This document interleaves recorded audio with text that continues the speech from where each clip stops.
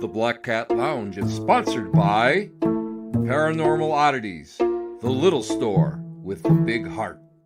Dragonfly Art and Soul. Paraniagara, where the real ghosts of Lockport hang out. Wild Raven Candles for those magical times. Queen of Tarts, Metaphysical and Bake Shop.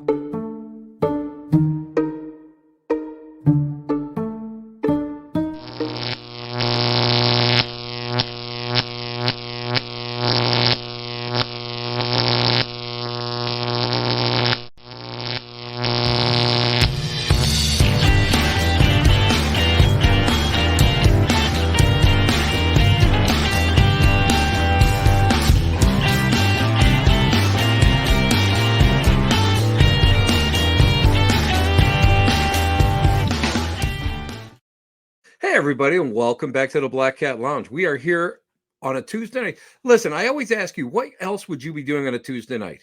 Would you be washing your underwear? That's all you would be doing. Otherwise, it's not worth it. Got to hang out with me on a Tuesday night, 7 p.m. Eastern Standard Time every week. Why? Because, come a little closer, we have no lives. That's what the idea is behind what we do. No. We are all here just to have fun and learn a little bit and just get a chance to just open up our minds just that little bit more, just a little bit more. And just to let you guys know, it's only January, but I can't wait till March, because you guys know that we are going to have a March Victorian Madness. That's right. The entire month is going to be devoted to different creepy and spooky. Yeah, I'm an author. I can make up my own words if I want. Spooky aspects of the Victorian age. And it's great. I can't wait. I really can't wait. But I can't let the cat out of the bag quite yet because of the fact that, why? You guys would know what's going on. We can't have that. We cannot have an informed public. Oh no, I'm sorry. That was my political thing back from when I was younger. Anyway, hey, we have a great show. We have a phenomenal show tonight. And I want to tell you that, this has been a topic that I have always been interested in. Many years ago, I met a college professor who wrote a book on vampires. It was a scholarly academic book.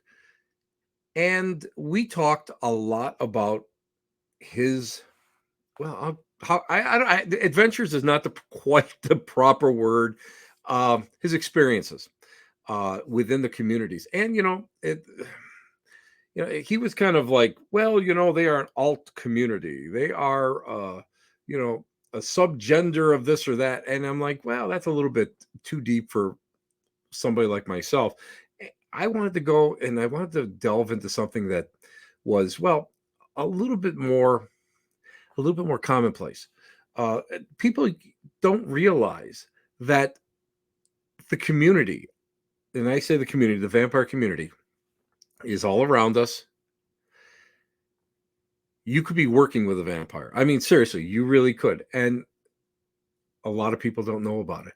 And that's what I wanted to go and I wanted to talk about tonight. But also, I wanted to talk about, vampires are so broadly represented when it comes to, well, everything. Films, literature, all over. And if you start looking at much of the folklore that we have inherited from Europe, we have so much of the vampire traditions here in the United States. So speaking about traditions, I want to bring on our guest tonight. She is the queen of all sorts of traditions. I'm going to tell you, I love her to death because of the fact that,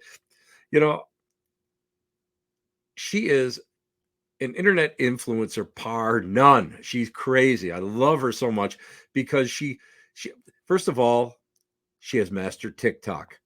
Moi is not even getting close to mastering TikTok. I'm working on it, but I'm not quite there yet. She has a phenomenal TikTok group where she reads vampire novels. They discuss vampire novels. It's phenomenal. These are beautiful things. These are things that I love the fact that people sit down and actually open their minds to go and appreciate the literature, the word, the verbiage, to get past the everyday life and to delve into something that's, well, it's a little bit, it could be a little bit of fantasy, it could be a little bit of folklore. It's a phenomenal thing. Our guest tonight is active in the goth community. I first kind of came into contact with her when she was teaching, uh, and we call them, I hate to call them baby witches, but they're people who were just getting into the craft. And she was kind of felt that there was a reason why she had to come on and kind of set things right. And I have to agree, because as someone who knew the late Ray Buckland personally, Ray was big into that, do it right or don't do it all, and do it at all. And that's the way he always told people. So anyway, without further ado, I want to bring in one of the nicest people that I've ever met when it comes to the goth community. One of the nicest people I've ever met that is in the vampire community. I don't know if I'd allow her to have some of my blood because it's old and nobody wants that stuff anymore. You know what I mean? It's You get to a certain age, it's just like, it's listen, it's not even like tomato juice, it's like clamato juice. That's the way my blood flows now.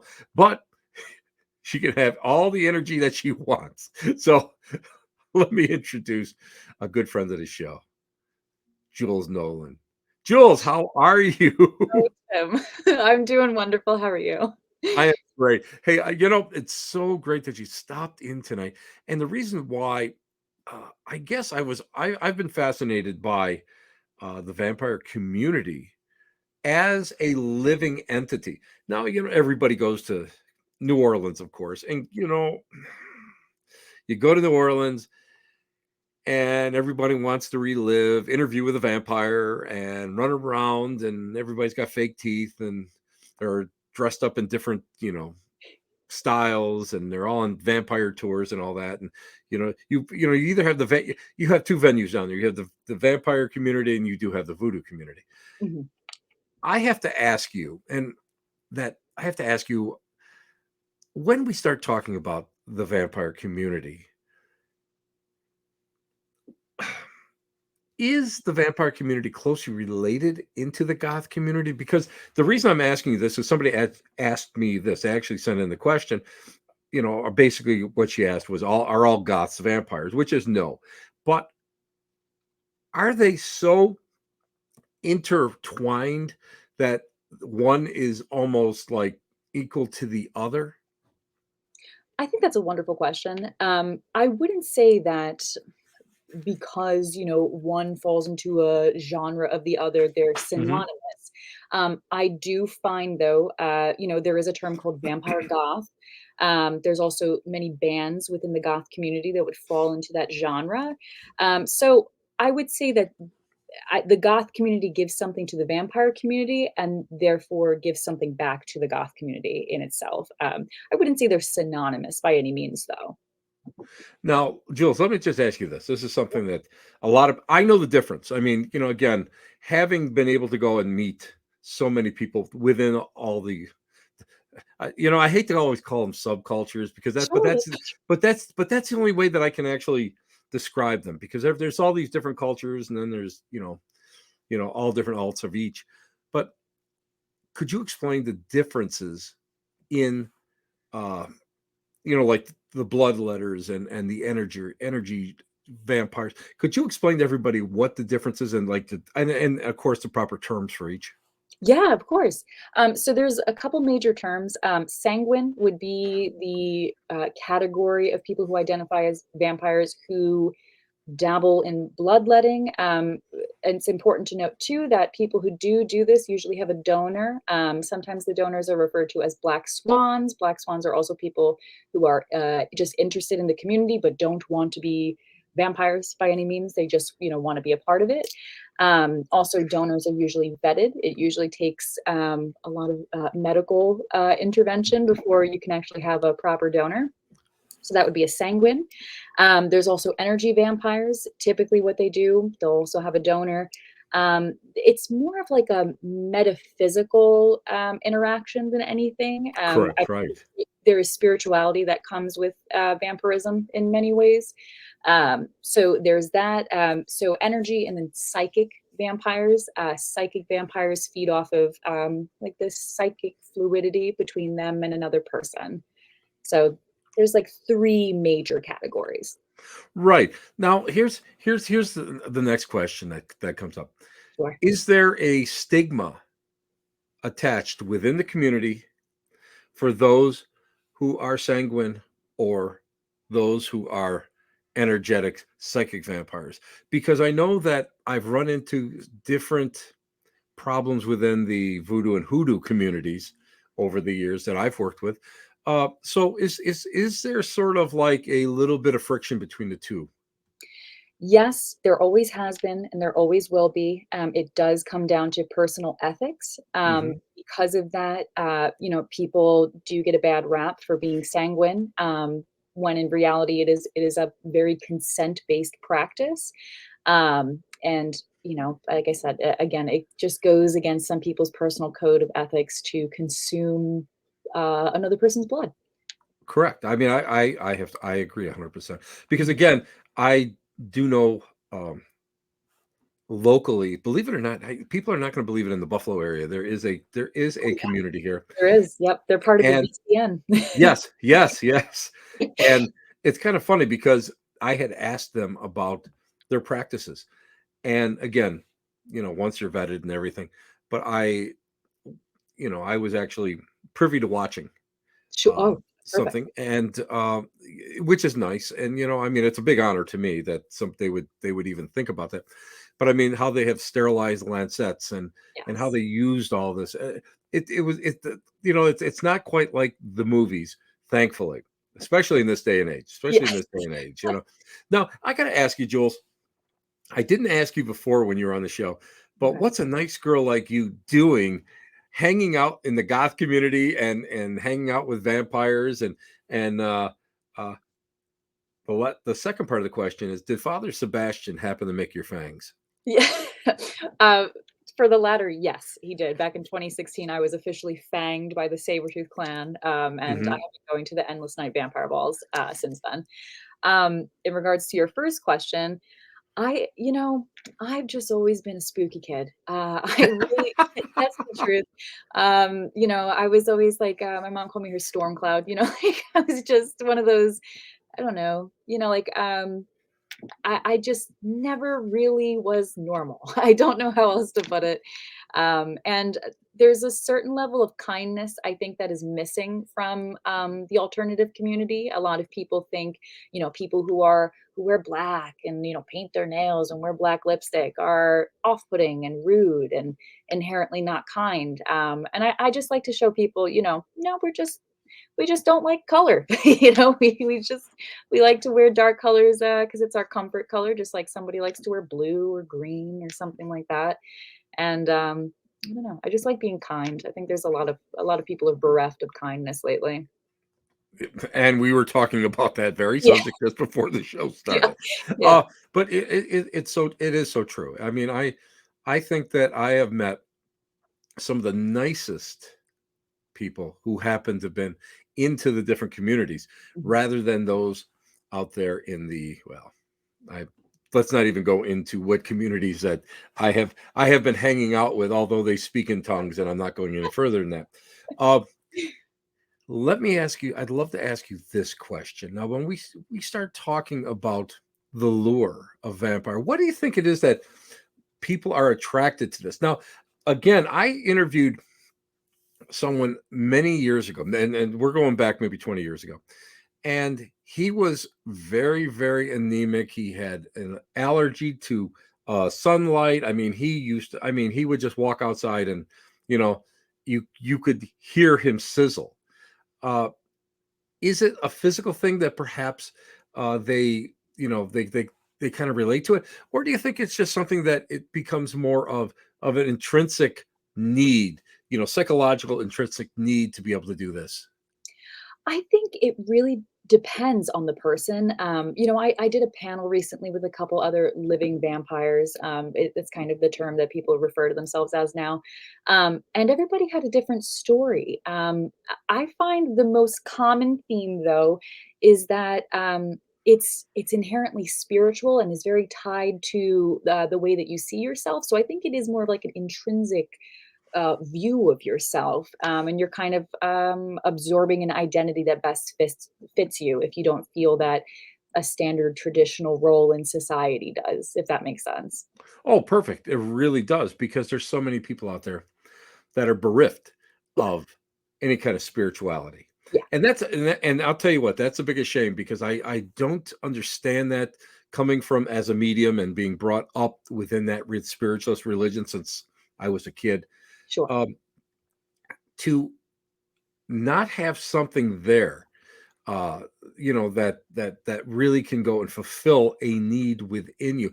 And again, many of the goth people that I've associated with, they are far more spiritual than I have ever met anybody. And again, I mean, I hang out with love and lighters and a lot of people within the craft. Yet these are really gentle, hardcore, personal spiritual people. Whereas they're not out there to be showy.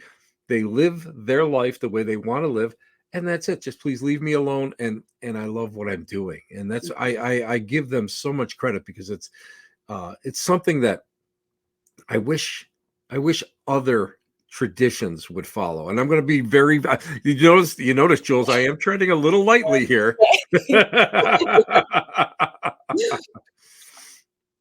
But the other thing that the more that because I mean I've read a lot of the classics, and of course Anne Rice is one of my favorites, and Salem's Lot by Stephen King, and Mhm.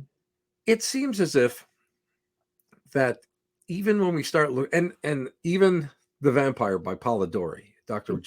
Polidori, there is always like sort of a battle of good and evil. Yes. And do you feel that the community as a whole can grasp what they are, their identity, as almost like a morality play?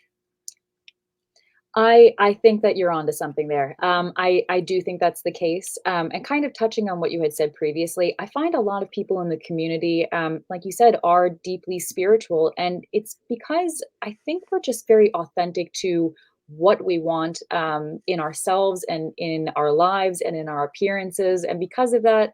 I think that a lot of people in the alternative community in general have a lot more empathy for people, um, and I think that if people just realize that that's the reason we dress this way and listen to the music that we do, it's because we're trying to be in touch with our emotions and our spirituality and our true self. And I think that there's definitely more of that that needs to go around in other communities. No, agreed. I agreed because right now uh somebody got a hold of me and said, "Oh, there's a witch war going on," and I'm like, "Wow, What is this, the I didn't wait a minute, 1600s? I didn't read that. I didn't get that in the paper. Yeah, Nobody sent me the thank memo on you, this sir. one." You Yeah. know, and and I thought to myself, I don't understand that, and I don't understand why there's like almost like a one-upmanship. It's almost as if I am, and as much as all these subcultures, I hate saying that word, I but subcultures uh, go and protest against Christianity. Mhm. Yet so many times they're practicing it themselves. Yeah, That whole attitude, I'm better than you.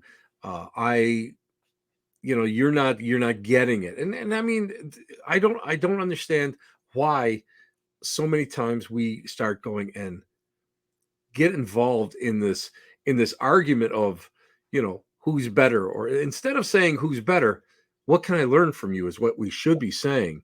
And that goes right across the board because so many people identify goths and vampires with satanists and devil worshippers, and in in inherently they're not bad people at all, correct. if you get to know them, you know but they're missing the point of it. They're missing that point, and yet they seem to go be infected by that. And I don't know if that's just human nature or it's just that they get blindsided somewhere along the path. And do you feel that in the vampire community, do you feel like sometimes people get a little blindsided, or do you think that it might be in a human emotion ego thing?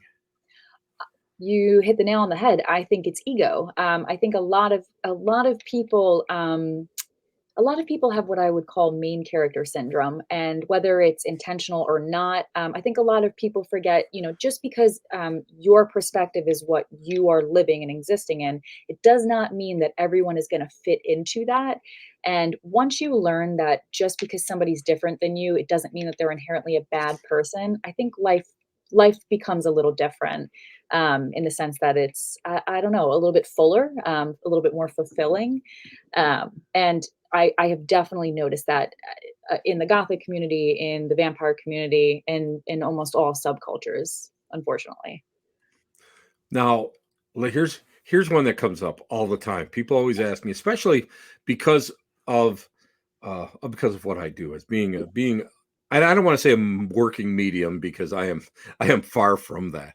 Uh, but a lot of people want to know, is it something that becomes more of I'm trying to in order to and I'm just does it become more of a self-fulfilling need? Are you speaking in regards to like Yes. feeding Yes. and drawing? Yes. Um, yeah, I mean, you know, if we're going to speak from personal experience, because 2023, the year of the vampire, we should just all talk about this. Yeah, I find that there is maybe it's psychological at this point, but you feel kind of low when you don't get fulfilled of this ritualistic practice at this point. That's what it becomes. It's kind of like a deeply sacred thing to be someone who would consider themselves a vampire and then have a donor, you know, giving you, whether it be energy, psychological frequencies, or blood. So yeah, I do believe that that's the case. Now I have to ask you, Okay, sanguine or psychic? sanguine. Okay, there's nothing wrong I with know. it.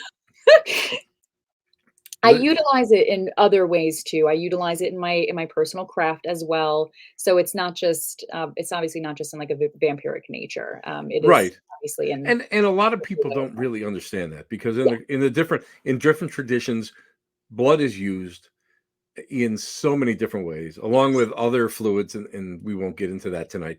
But I yeah, mean, there's just so many other things that are correct. part of it that people don't see, and I think the biggest problem that I have when I run into people uh, within certain crafts is the fuzzy bunny syndrome, and they will go only so far, but they will not embrace Yes. the true nature of anything that might be dark or whatever. And inherently, do you feel that vampirism, as a as a way of life, Mhm. is dark, or is it just average, like everything else? I think it's a dichotomy. I think that there is a balance that comes with it. I believe that even just somebody who in their normal day to day. So let's take vampirism out of the equation. There's going to be dark days and there's going to be light days, and trying to push away the darkness and say, oh, there's only goodness in the world, and I'm only going to accept this. I think you're really denying yourself of like your true nature. And unfortunately, the true nature is that we are all, I don't know, like neutral inherently. I don't think anybody's born good or evil. So Right. embracing both sides of yourself, I think is just an average thing to do. But unfortunately, there is a stigma behind embracing the darkness. Well, duality. Everybody has that side to them. Mhm. And what I don't understand is the fact that I work with a lot of love and light people. Yet they will go to somebody else to do something negative, and I don't understand not embracing your own darkness. Yes. And do you feel and to me, vampirism is embracing that. Because if we start looking at some of the literature, if we start looking at some of the folk tales, a lot of this is duality, because you have the everyday person, you have that person who happens to be the vampire, or happens to not want to be a vampire but must be a vampire, and you have you have so many different uh different character traits Sure. of that. So it becomes not just one dimensional, it becomes multi-dimensional. And I believe that all these characters that we accept as vampires, even whether they are of fiction Mhm. or living in the real world, are true examples of the dual nature of man. Sure. Absolutely. Yes. This is something, again, that just drives me insane when I start talking to some people, because of the fact they don't understand that they don't, excuse me, it's their way or the highway. Yeah. And that's what bothers me. Now, Jules, I have to ask you. Okay, I'm ready. You are the guru of the vampire books. That's my new nickname for you, I the accept Guress. I'm going to call you the Guress. I like it. that. Guress. I'm going to go with that. That's even better. I love it. When we start talking about vampire literature, Okay. we go, and again, we can go back to, that stormy night with Mary Shelley and Mhm. Lord Byron Good and father. John Polidori, and he wrote The Vampire, which I read, and is really uh it has a lot of similarities to Bram Stoker's original work. Right. Inspiration. Well, I would say, yeah. Well, no, I'm not saying plagiarism, not No, at no, all. I'm no, not saying no, no, no. plagiarism, We would but never. no, no, but there is, there is similarities, and what's so great about it is when you get a chance to read them, instead of just sitting there and watching this stuff on TV or watching it going to the movies, you can actually. And I'm this is not a play on words. You can sink your teeth into this, because it is a. I'm sorry, I didn't mean that one, but Movie, I love it. It's okay. but you're able to understand it, and you're able to see that, you're able to go and uh be able to go and just understand more of this vampire psyche and why. Now, Yes. when we talk about books, what is now? I'll just come right out and tell you that I cut my teeth on Stephen King, so of course Salem's Lot would be my favorite because it's one of the early ones. Sure. All the other stuff came later on. What's your favorite? We just did it in Vampire Book Club. It is The Tale of the Body Thief. It's a very underrated book by Anne Rice, Yes. and Hmm. it speaks very, very heavily on the duality of man, the concept of God and death. It was one of the most beautiful books I've ever written, and I think it's my favorite Anne Rice book. Probably one of my favorites of all time. Right below it would be Dracula, just because it was my first vampire novel Hmm. I ever read. But yeah, The Tale of the Body Thief. Now, Anne Rice she was pretty storied as as a person, Yeah. because she kind of turned on Christianity and then kind of turned it off, and then which kind of, I mean, listen, there's nothing wrong with that, but I mean, it's just the fact that it was just kind of strange how that worked for her. Yes. Now, Anne Rice, uh, I have to say that the every so far every adaptation of her work does not seem to give her true justice, No. because her words, she's a true poet. The way she forms her words, the way she builds her characters, it is it is true theater of the mind. By the time you're done with one of her books, it's so hard to pick up another work, because of the fact of her style. Mhm. Now, of all of Anne Rice's books, Yes. outside now, which one do you think that should have been done better? I mean, not the books. I'm going to say the adaptation. Well, all right, I'm just gonna come out and say it. Queen of the Damned, was a train wreck. I don't get me wrong, I love new metal. This guy. Yes, yes. God, there he Yes, is. I agree. I love him, he's beautiful, chef's kiss, but unfortunately, that was supposed to be the vampire Lestat, and Queen of the Damned was a completely different story that Correct. was not Correct. about the concert, it wasn't about, just, I don't know, the debauchery that took place in the film. It should have been the vampire Lestat if they wanted to be true to Anne Rice, and I believe, Mhm. I have read that she was very disappointed with that adaptation. I have to say, I have to agree with her. Now, Interview with a Vampire, I read the book. I don't I, I watched Yes. I saw the movie, Yes. was totally disappointed by the movie. Totally I now I love the cinematography, the beautiful locations. Of course, in New Orleans, you can walk around and find all these places, Yeah, but the overall story was disappointing. I agree. It lacked so much of the romanticism, the Yeah, true romanticism, and the I mean, true yes, yeah, yes. and I mean, and it was uh, homogenized because we do know. I mean, it is a homoerotic, beautiful story, and Yeah, people are not. We're not seeing it now. I had a chance to binge watch because I just my recent eye surgery, so I had a yeah. chance to binge watch the remake of it. Ooh, yeah. I liked it. I people had said to me, "I why do you like it? This is terrible." I said, "It's gritty. It's really nasty. It Yes. is I mean, it's a love story. It Mhm. really is. I think it while it still doesn't do Rice's novel, enough justice. I believe that's as close as we're ever going to find because and I think that took a huge jump, a leap of faith in order to develop a project of that nature. Yes, I could not agree more. A big thing that people seem to have qualms with, obviously, is the timeline being shifted, but you have to remember that Right. regardless, it's still a similar story, so we're following this similar characters, but I truly believe that that was the closest emotionally we'll ever get to the novel in itself. Yes. The relationship between Louis and Lestat, that was just the vitriol, the pain, the Yes. suffering that went on, Yes. that's very, very true to the book.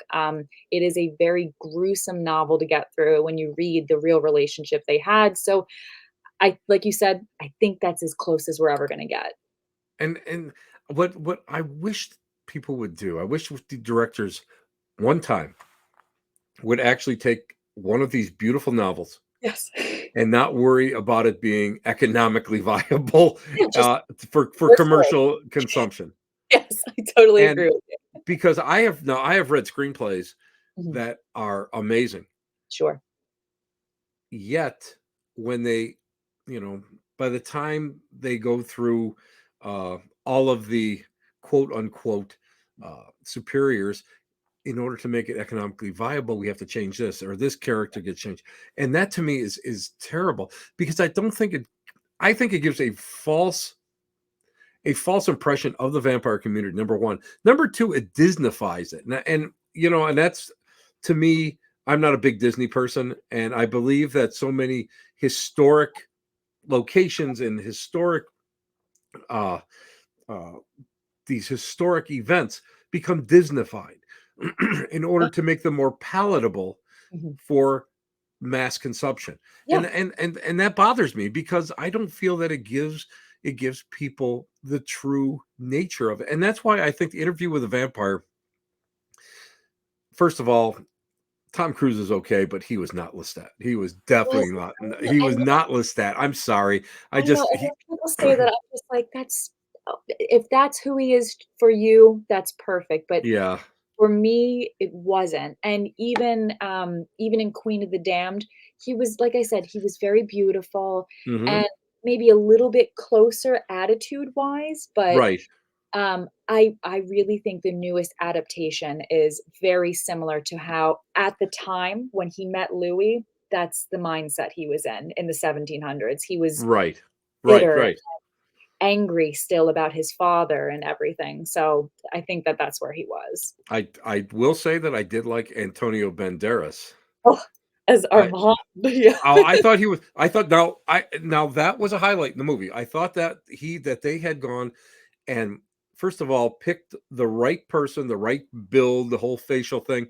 But I believe that it really now he was the true character of duality because while he was the old one, the ancient one, he still had that heart. He still had that love. You could tell that. And that to me really said so much about uh that these we always think of vampires as someone who is just black. Yeah, They've always been portrayed as heartless sure. and animalistic. And it showed that he actually had more humanity. It's almost like Brad Pitt. Yeah, okay, but Oh, again, I he just was sold that role. yeah. You know, I have to say that Antonio Banderas was really marvelous in that, and I really thought he was Yeah, to me he was the true star of that he was movie, and it was just true. yes. His demeanor and the way he spoke and everything, it was just it was very nice. Granted, do I think that some of the other characters, again, they really conflated it with the book, obviously. Right. Um, I think that some of the other characters could have had bigger parts in it too, you know what I mean? Hmm. But they, like you said, they have to make it more palatable, and they gave us kind of like, oh, what was that thing that you could use in school on the computer? It's where you can, like, look up a book basically and get, like, the Right. keynotes, like, the notes Right. of The it. Cliff Notes. That's what Cliff they Notes. gave Yeah. us, essentially. Yeah. Now let's go to another, and that's why I was so thrilled that you came on because I love talking to someone who actually sees some of the same movies that I've actually watched. It's Yes. so great because I sit with my friends and they all kind of like sit there and go, well, no, I've never seen that. Nosferatu, the original black and white. I mean, Mhm. that was probably one of the most there he is, Max. Oh, yeah. That was probably one of the most terrifying movies that I have ever seen. Oh, yeah. And the true sleeper in I will call that a companion movie is what was it? The Shadow? Was it called The Shadow of the Vampire Shadow with the Vampire. Yes. John I Malkovich know. and and William Defoe. I know, it was fabulous. I know. I have to say it was so gritty. It was so true to the time period. Yeah. It was really unbelievable. And to watch DeVoe, now I'm a fan of William DeVoe anyway, but to watch how he just created Nosferatu again, and how he could move and how he's a genius in Yeah. it. And yet, when I mention that, even my friends who are in the love horror have Sure. never seen that. It really got, I think it came out in what year? 2000 maybe? I It think was so. Yeah, it's at least 20, almost 20 years ago, I would say, you're almost right. years ago. I think it really just it went under the radar maybe, because I gotta be honest, a lot of people I know haven't seen it, and I've talked about it, and they're like, "What?" I also another fun fact for you about Nosferatu. Did you know that was the first ever, notion that vampires burn in sunlight? They had to change it because of, like, copyright reasons to Dracula. They had to change the story, and Right. that was the change to it was that vampires burn in the sunlight. Isn't that it's amazing. It's I amazing how know, it's fascinating. amazing how they have to do these things. Yeah. And I hate to say it short changes the It you changes the know lore. It yeah, changes. it really does. And it's now let's talk about another one of the true premiere of the genre, of course, Oh, Bella Lugosi and Valentine's Day release. Could you believe it? oh Unbelievable. and what was amazing, and I remember way before you were born. I mean, I was a little kid. Yes. I was maybe I think your parents were little kids at the time. Uh, uh, I remember they would have these marathons on every Friday night, and they would dig out, Son of the Atom and all that. And probably the greatest movie I've ever seen was Bela Lugosi in Dracula, and Yep. that to me.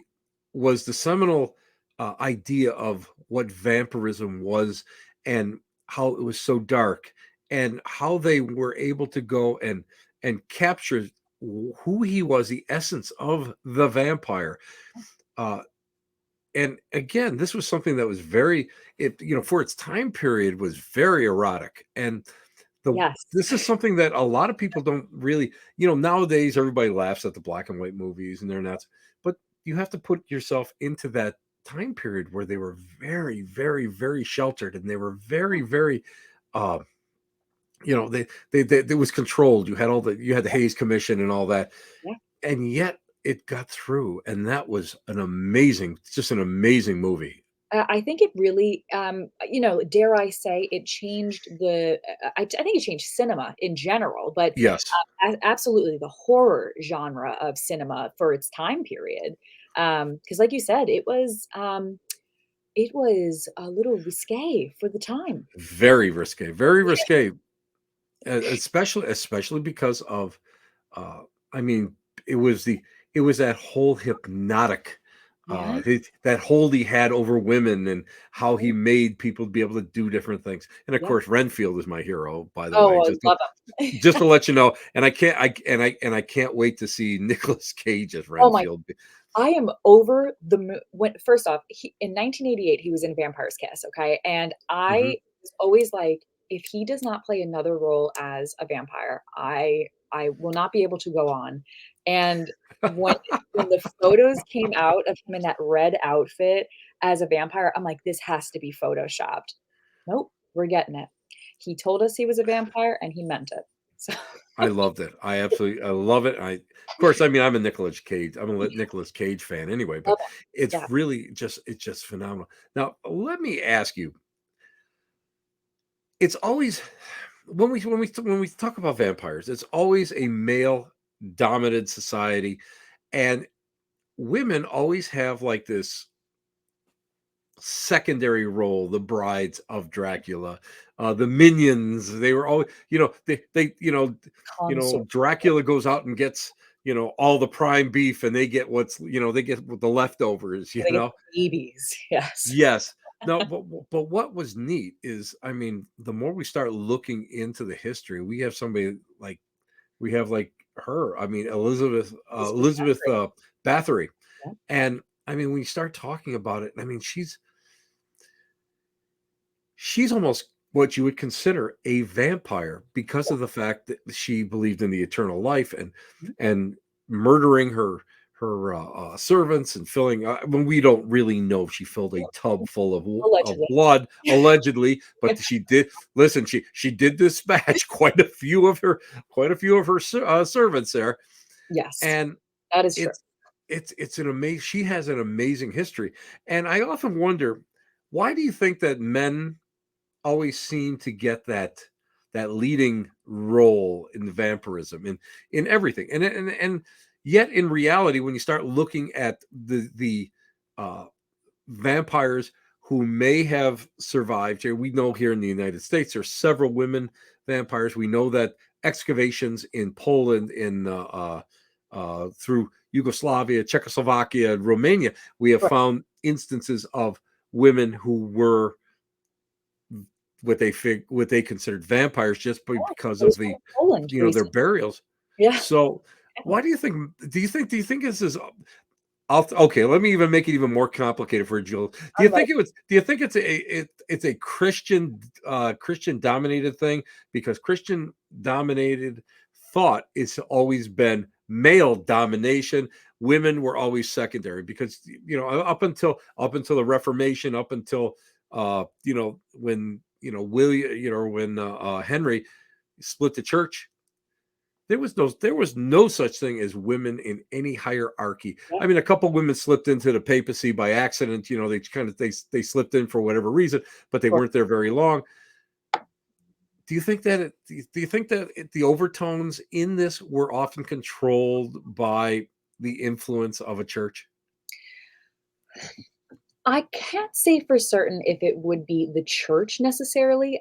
I do believe that the idea that a vampire would always be like, especially one that's in control, would be masculine. I think comes because of a very patriarchal, puritanical view of life. Um, a lot of people believe that women are subservient and timid and don't have the strength to lead and things like that. And because of that, I think in cinema, especially back in the day, albeit Carmilla obviously was thrown in there right before Dracula was written. I do believe it kind of comes down to the fact that they didn't believe that women could be predators. They didn't believe that women could be like the ultimate hunter, of people. So I think that a man always fit that role, of this ultimate hunter killer type of man who could seduce his prey. I think that that role just was not commonly believed across the board to have been held by women. So I think that's kind of why it has been like that for since the dawn of time. So And but you know what? You know what is nice, and it's refreshing when we start looking at. And again, don't take it. I don't want to. I don't want anybody to take this the wrong way, but I call it the age of superhero vampires. yeah. You have Blade and you have Oh, Wesley Underworld. Snipes. I Yeah. mean, oh, I don't care what anybody says about Wesley Snipes. He was great. He was just great, I loved him in that in that. role. And oh my God, he was born for that role. He He really was was. born for it. Mhm. But like in Underworld, you have the hunters and you have these women who are out there as warriors, and you start seeing that whole society a little bit more. It's almost on an equal footing. Sure. Do you think that's something that we're going to be seeing more of in the future when it comes to both literature and film? Oh, without a doubt. I had somebody message me recently and said, like, "I'm so grateful that you are like a person in the vampire community who's doing things for us because we have a spokesperson who's a woman now, instead of it, it's a very, like you said, very male dominated." I 100% believe that across the board, women in films are being seen more as people who can hold their own, people who are warriors, people who can lead. And I do believe that in the horror genre, we will see more representation. I hope so because I think it becomes more of I and I mean I believe that women have a strength that men have no idea what women can possess and what they can do and the strength that they have. And it's just not the whole reproductive thing. It's more of a mental and emotional strength that they possess. And I often wondered that, the older I got and the more that I started to be influenced by these movies and really start to enjoy them and watch them several times, of course, I started seeing that there was a gradual change. Yeah. And I thought, finally, somebody's getting it. Finally, and it's not because it's commercially viable. It's not going to sell, 1,001 tickets. Mhm. It's not going to be an Academy Award winner. Sure. But somebody is finally paying attention, and I think that's great when it comes into the whole genre and the lifestyle, and whenever, and as you know better than anybody else, as it goes on the cinema or your little TV set or whatever, that is the trickle down effect Oh yeah. into the lifestyles and Oh yeah. into the world itself all at a time. And of course my favorite vampire product. Don't forget What We Do in the Shadows. Oh, That love it. that is still I I Phenomenal. I I had little hope for that when I first heard about it, very little hope, and then I said, "This is phenomenal. It just is You know, phenomenal." I take Uh, much of my comedic inspiration from that. Once I realized, oh, you can be funny and a vampire too, I was like, oh, I can just be myself now. imagine that. I know. Now, what did you ever? Now, again, when I was growing up, Mhm. Hammer films were unbelievable, and Christopher Lee was always like to me, Christopher Lee was the guy. There he is. He was the man that always was going to be Dracula to me. Oh yeah. Now, the Hammer films are great up until I saw uh, was it the product or the project with Gary Oldman, and I was blown away by that. Winona Ryder was in that. The weak spot, of course, was Keanu Reeves, and I love him, but know, he was his he was sort accent. of the weak spot in there.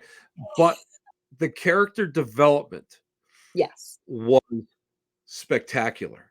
And I Yes. really feel that a lot of people within the goth community who are actually movers and shakers, who actually go out there and aren't afraid to speak their minds or show who they really are, have taken a lot from that movie Yeah. and they've incorporated it into their own personalities and they get out there and they of course, you know. Oh my Did, god, did, I love that Jules, movie. Did you like the way I set you up on Oh, that one? I was like, "Tim, wow, just set it up."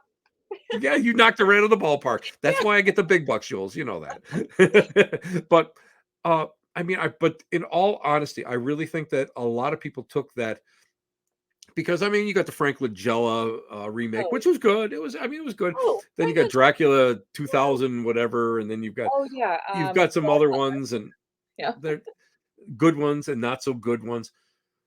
But I really thought that that movie embraced an age. It embraced the changes in society. It embraced so much that was going on in that society.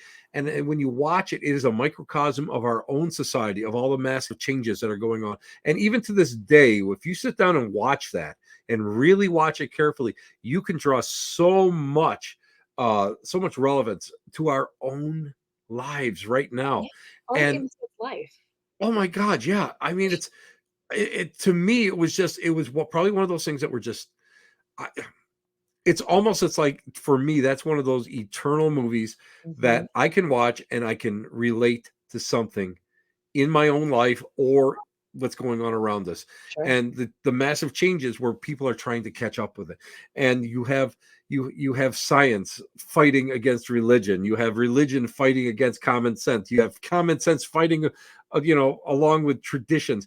Yeah. And to see that was amazing. And the most poignant part in that whole movie is when they went to see a movie. Yes, when they went and saw the black and white film, it was lovely. I know, and the wolf walks by and everything. Yes. Yeah. Yes. And that's where that I think will always stun me because I look at that and I draw a parallel to my life going, you know what? No matter what it is that's going on, you can always draw into some little thing of that nature and get that happiness. And for that few seconds, and of course, again, it's in interview with a vampire, the when uh Brad Pitt is in the movie and in the movie theater and he's watching the sunrise. Yes, yes. It's to me that says so much about the resiliency of the human experience. And to me Yeah, that's beautiful. I think that's probably one of the most beautiful things that we do have. And that's what people need to keep looking at. And that's why I think that like a lot of the vampire and goth literature now gets a bad rap because yes. they're taking it only for face value Mhm. and they're not looking into the very essence of the words and the very essence of the true meaning of each piece. And that to me is the biggest shame. And that's why I love what you're doing, because I think that it's kind of important that you get that out there and you get a chance for people to like be able to just sit there and think about it Yeah, and not have to go and not have to go and be judged yeah, for yeah. doing it, and that's what's great about it. Thanks, Tim. Well, hey, but it's true. I mean, I really do. I think it's very, very important. Now, listen, before we go on, I have to show everybody something that I absolutely love. This is Jules' logo, right? Everybody ready? This is great. The Yay! infamous Hex baby. I love this. I did Cal help design this by Of any course he chance? did. Yes, of course he did. Calvin Von Crush is a great oddities collector, and he's a tat artist. He's really a great artist, and he just so happens to be Jules' fiance, and Yeah. I again, they're a power couple when it comes to this stuff. I'm just telling you that power couple. Now let me ask you about a series that I just could not watch, no Oh my matter God. how hard I tried, Yes. because it just now. Okay, first of all, True Blood had come out, and the first season was very interesting, and I liked the concept, but I know where you're it's going. it started to get weak. I'm just going to tell you. You know what? If you know, and you know how it was explained to me. Hmm. You'll love this one. You'll love this one. So I was talking to some ladies, and we were talking about you know True Blood, and I said to him, I said, "Geez," I said, I said it really started getting a little weak. I like the strong storyline. I like the strong characters in it. And she says, "Well," she goes, "Us." Us middle-aged moms need a little of excitement in our lives. That That's is what this is what they told me. And I thought to myself, geez, there's got to be another way than to sit there and watch that. yeah, And that's what it is though. yeah, I know, but it's just like, I'm kind of watching this thing. It's to me it was a week. It became a really after the first season it became a weak storyline, and it became Yes. softcore porn. That's what it became. W And from the jump, it was that, and I think that, that's something people need to know that HBO when HBO put that out, it was at a time where HBO was like, "Let it loose," and right. they went with it. Yes. They Oh, every yes, they did. every scene that they could find a reason for somebody to be full frontal naked in, they did it. Yes. So, Yes. that's a big thing to note. I 100% agree that the storyline did fall apart after the conclusion of season 1. And I think once Bill became the king of Louisiana, things really took a turn. I really wasn't a fan. So, Yes, I agree. I was just like, I can't buy this. I'm yeah, no, sorry. I I just I can't buy just it. I just can't buy it. Yeah, Now the other one I tried. No, I have I never went to the movies to see this okay. because I would be probably the only person over the age of, let's say, 40 to be in there. And when the series came on TV, on streaming and all that, I said, I'm going to give this a fair chance. Twilight. I tried. I tried. I tried. I tried. I'm going to tell you, I like Buffy the Vampire Oh, better yes. than Twilight. And Buffy the Vampire was a lark. It was fun. Yeah, Even the pilot was really well done. excellent. Uh, of course, you got you have Angel in there. You've got Yes. all these. You got all these commercially viable stuff. People love it, but it was well done. It was almost like a Scooby Doo for like thinking people, and that, that Yes. that's that's what I liked about it. But in Twilight, it was just like this massive teenage angst that maybe again, I was old going in there, but to see the amount of people that would go and go to the movies like 6 7 times to see this movie. Yeah, And I guess, and at first I thought it had to do with the vampires, and then of course then it was the romanticism of it all. And sure. then it just I just it to me it just fell so flat. And I thought that it gave all the cultures within the goth community, within the vampire community, and the werewolf community, because we do know that there are, believe it or not, there are werewolf communities out there. Sure. I Yeah, thought I thought it gave him a black eye. I thought it was really poor, and I think it was just general schlock, and it just, if it had like some kind of a soul to it, I think it would have sure. been, if I could have salvaged the soul out of it, I Yeah, would have been very, very happy. But I just couldn't do it because it just was commercial, and it was sensationalist. yeah. And of course, the media just took it and ran, and it was just terrible. And I don't think it was very representative of the different communities that are out there. And I think a lot of people started looking for vampire communities, and they were very shocked and disappointed when they found what vampire communities actually were. Yeah, a big thing too to note about, Stephanie Meyer's vampires are that they're based off of fae lore, not Yes, vampire lore. yes, That's a big thing. The fact that she called them vampires when realistically they were fae. It always makes me laugh because, when I was a young teen, I was like, "Oh, a vampire series, ah!" And you're so excited and everything, and then as you get older, you realize, like, wow, this was a very abusive relationship between Edward and Bella, and, yes, she was yes. 17, like, that she's underage. It was I mean, like, there's just so much in there that to me is oh, distasteful, and it's again, distasteful. Yes. I'm looking at it through old eyes, you know, No, I can tell you honestly, anyone you talk to now, if they say they like it, ask them why. Why do you like it?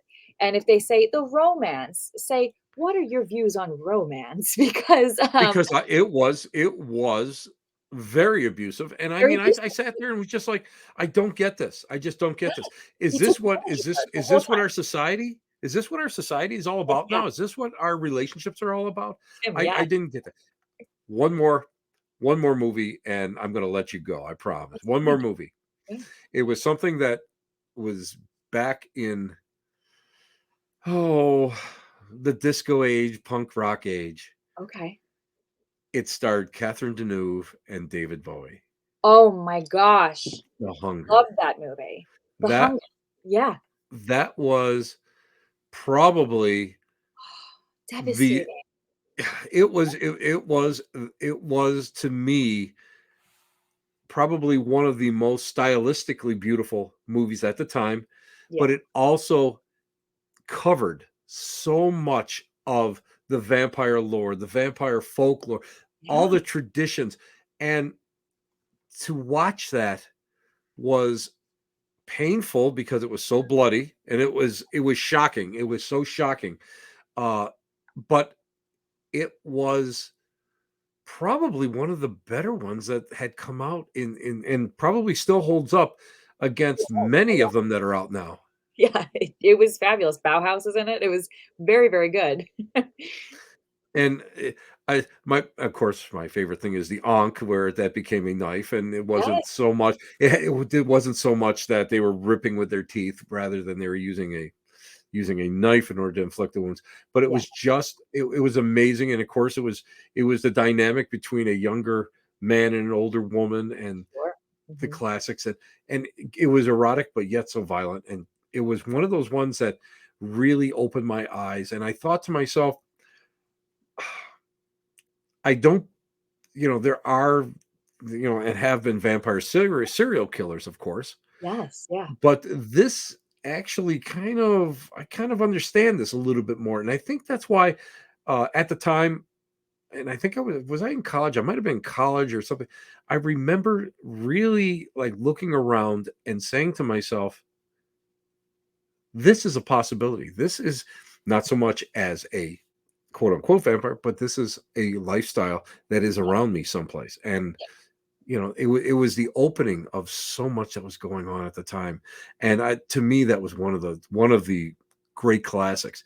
Now I'm not. I promised you I wasn't going to keep you up all night because I love talking with you, and you're one hey, of I my. love it. Oh, It's this was just a lot of fun because I get a chance to actually talk to somebody that about these movies that I nobody ever watched. know. I I love can't this. believe you mentioned The Hunger. That's one of my favorite movies. Oh It's my god! so Oh my god! devastating. If you haven't seen I it, you must see it. I even went to the movies to see that. Yeah, I that's have that. I yes, don't you even want should. to tell you that I have it on a VHS tape that I can't Oh, watch because, but I I love have it. You know, that's how great that movie is to me, and it's one of those ones that just it never gets old. It gets it. outdated, but I mean, it's I think never it old. holds up. I think it holds up just like, obviously different style than, the Right. 1992 Dracula. I think it holds up now. You can see, like you said, a lot of your own life in it, because there's a lot of day-to-day human activity It's that takes true. place in Oh, it. it's a lot more. Yeah. And the stalking and the and the Yes. and if you want to go and really look at it, you see the grooming techniques and you see all this Yes, stuff that goes on, and it's like, wow, this is way ahead of its time, it is. and this should be shown in so many sociology classes I because agree. it's so Yeah. different. Yeah, it gives me And chills thinking about it. It's a good film. it's phenomenal. Now, how can everybody get a hold of the beautiful Hex baby, the phenomenal Jules Nolan, Oh. and how can they get a hold of you? Tell us about what you're doing, and we'll show the wonderful T-shirts just one more time. Fabulous.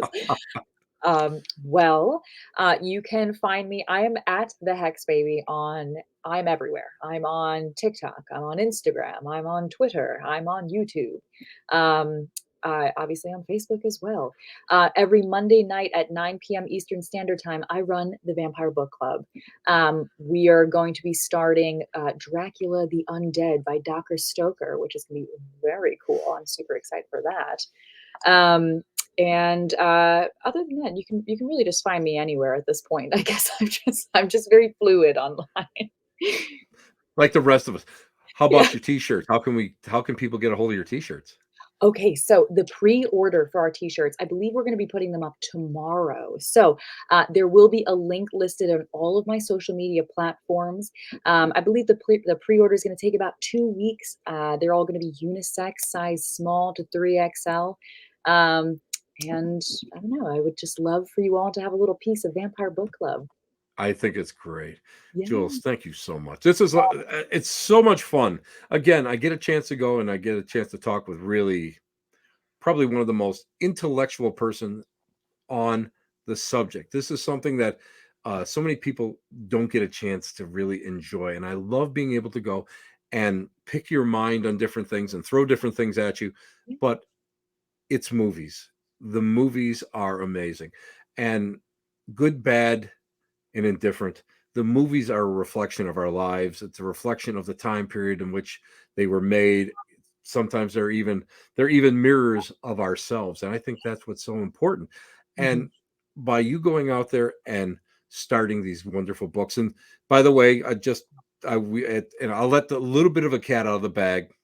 Dr. Stoker will be a guest of mine on during uh, our March Victorian Madness. He's going to be he's graciously decided to come on, and I got a chance to speak with him last summer, and he's just wonderful. And again, I'm gonna have to study for this one. Oh yeah, I'm gonna so have some notes. Yeah. maybe I'm just what I'm gonna do. I'm just gonna listen to you. I'm just gonna take Yeah. notes while you're working. That's all. That's the best way. It's like, oh, okay, perfect. This is lore. I can do that. I can do this. Yeah. Stay on the line. Thank you so much. I want to thank you properly. And this has been just a wonderful, wonderful evening. And I have just been so excited to talk to you. It's so Yay. wonderful. Well, We'll thank you. be I'll be back in just a couple of seconds. Guys, listen, it is so wonderful to have a great guest, someone who I respect, someone who I really hold her opinions dear because of the fact that you don't get a chance to really talk to someone of this caliber, who really is so knowledgeable in so many different avenues, just not the vampire community, but the craft communities and the goth communities and everything in between. And it's so wonderful. Someone who really lives the life. So, guys, just before we shut down, live your life. Be who you are. Don't hide it. Just do it. I mean, if people don't like it, that's too bad. That's their problem, not yours. Really, it is. So, guys, we'll see you next week, Tuesday. This is Tim Shaw, and you've been listening to What Else? The Black Cat Lounge here, where the elite meet next to the dumpster transfer station. Ciao, babies. See you next week. Bye bye.